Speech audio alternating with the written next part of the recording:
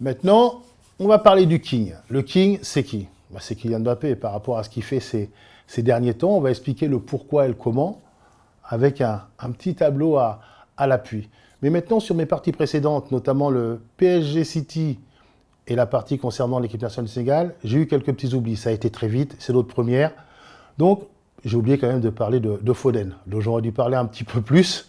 C'est actuellement l'homme en forme du côté de City, le buteur. Et j'avais une petite interrogation où je vous ai parlé de Sima sur le côté droit, qui reste toujours un postulant. Mais voilà, je ne peux pas passer et oublier Ismail Assar et Iliman Ndiaye. Donc, je tenais à amener cette petite rectification. Maintenant, passons à Kylian Mbappé. Donc, Kylian Mbappé, il a eu un début quand même très, très, très compliqué. Donc, déjà, on va essayer d'expliquer pourquoi. Ou je vais essayer d'expliquer pourquoi à ma sauce. Je ne dis pas que j'ai toujours raison, mais je vais essayer de vous donner mon explication à moi. Il a un peu tout confondu quand il est arrivé du côté du Real Madrid, Kylian Mbappé. Parce que du côté du PSG, alors là, c'est Vinicius, là, c'est Mbappé, et là, c'est une défense à 4. Rien de compliqué. Quand il est arrivé du côté du Real Madrid, il a voulu venir dans le pré de Vinicius. Et là, ce n'est pas le bon Kylian Mbappé. Ça ne servait pas à grand-chose, parce que quand il vient sur ce côté gauche, il ne perturbe pas la défense, il n'offre pas de solution. Et si lui et Vinicius sont à 2 mètres l'un de l'autre, il n'y en a aucun qui amène de la profondeur. Et s'ils combinent tous les deux sur ce côté, et que Vinicius prend la profondeur, très souvent, Kylian Mbappé, voilà, le ballon, il se regardait être spectateur.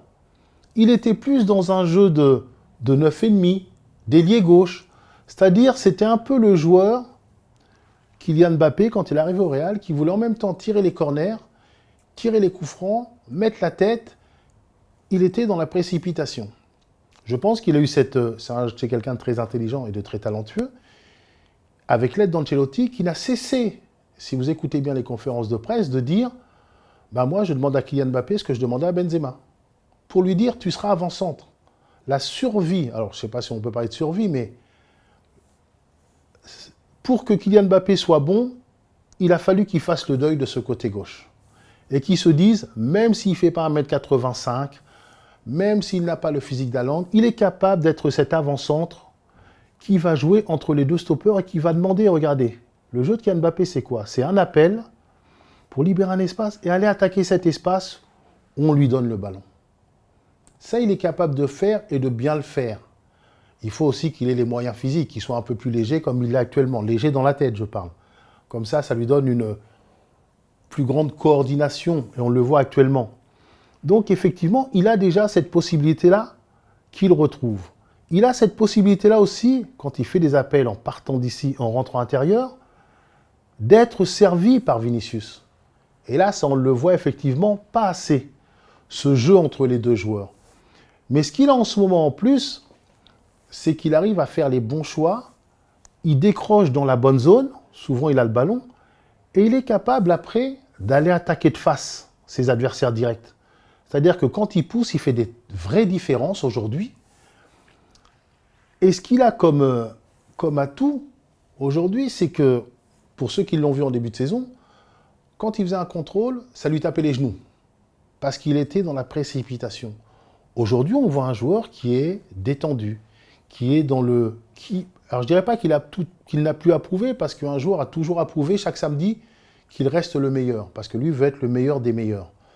Mais on sent qu'il n'est plus dans la précipitation, et on doit tirer un coup de chapeau à Ancelotti sur ce coup-là. Sur le match qu'a fait Kylian Mbappé encore ce week-end, derrière ça, parce qu'il est intelligent, il sait qu'il doit ménager. Alors, je ne sais pas si je dois mettre Bellingham dedans. Ces deux vedettes offensives, Mbappé et Vinicius. Donc, la première déclaration d'Ancelotti après ce match a été de dire Kylian Mbappé est encore meilleur quand il joue dans l'axe. C'est là qu'il doit jouer. C'est un avant-centre. Il arrive à bien se démarquer. On a vu le pourquoi du comment sur ce tableau. Et le côté gauche, il n'a même pas besoin d'y aller. Pourquoi il dit ça, Carlo Ancelotti? Parce qu'il le croit vraiment. Et moi, je le crois aussi que, en changeant un peu ses appels, en acceptant de jouer dans cet axe, il peut remettre Vinicius sur ce côté gauche et ça peut être un duo qui va faire très mal. Je dirais même un trio avec Rodrigo sur ce côté droit. Et il faut qu'il mette dans la tête de Mbappé que ce jeu-là, avec Vinicius et Mbappé dans l'axe, il y a trop de déséquilibre au sein de l'équipe et n'arrive même pas à combiner ensemble les deux joueurs. Et je dirais même que sortir Vinicius de son poste naturel, ben il en perd un peu son latin, Vinicius. Il est un petit peu plus nerveux ces derniers temps, un petit peu plus tendu. Il faut remettre Vinicius dans son espace naturel et effectivement que Ancelotti réussisse, et il le réussit actuellement, comme il l'a dit dans sa conférence de presse, à dire à Mbappé, ton futur, et ton présent et ton futur, c'est d'être l'avancement du Real Madrid, d'être celui qui va marquer des buts, d'être celui qui doit nous donner de la profondeur. Parce qu'en début de saison, quand le ballon était là, et qu'il y avait des ballons en profondeur, Mbappé n'y allait pas. Alors que maintenant, il appelle ces ballons dans la profondeur. Il les appelle dans le bon tempo. Il est moins souvent hors jeu, parce qu'il est coordonné. Et tout ça, ça fait partie d'un ensemble, on va dire. Donc, les sceptiques qui disaient que Mbappé ne peut pas jouer avant-centre, alors des fois je dis des choses fausses, hein. Je fais des erreurs comme tout le monde, j'en faisais pas partie parce que j'étais convaincu dès le début que c'est là que se situerait son futur.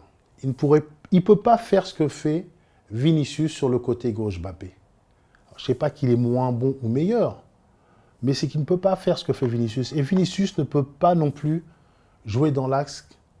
Il n'a pas envie, comme Mbappé peut le faire. Il a plus de liberté sur ce côté. Donc, voilà. Maintenant, le reste, ça va être que ces deux joueurs-là, parce qu'il ne faut pas oublier que ce week-end, Vinicius ne jouait pas. Donc, il faut que ces joueurs-là s'entendent pour à minima qu'un des deux travaille un petit peu défensivement. Et là, effectivement, on va retrouver du grand Mbappé, du grand Vinicius. Mais aujourd'hui, le cas, c'est Mbappé, qu'on a déjà retrouvé. Et la seconde étape, je pense que les uns et les autres vont l'accepter, il ne peut pas y avoir... il peut y avoir plusieurs leaders, mais il faut qu'il y en ait un qui émerge. Et effectivement, jusqu'à présent, je pensais que le leader était Vinicius, mais Mbappé est en train de gagner du terrain parce qu'il veut être ce leader, tirer les pénaltys. Et dans l'esprit de ses coéquipiers, je pense, et dans l'esprit d'Ancelotti, de par les déclarations d'Ancelotti, je pense qu'il le devient, il le deviendra. Et ce que j'avais tendance à dire, c'est les 5 premiers mois, bon, j'avais eu peur un peu, donc j'ai poussé un petit peu plus loin ma réflexion, mais je me disais, les 5 premiers mois de Mbappé du côté du Real vont conditionner ces 5 prochaines années au niveau football. Et là, bravo à lui, bravo au champion, hein, il est en train de gagner ce pari. Il a dû faire des efforts, il a dû repenser son jeu. C'était pas gagné d'avance, ça veut dire que c'est véritablement un très très grand joueur.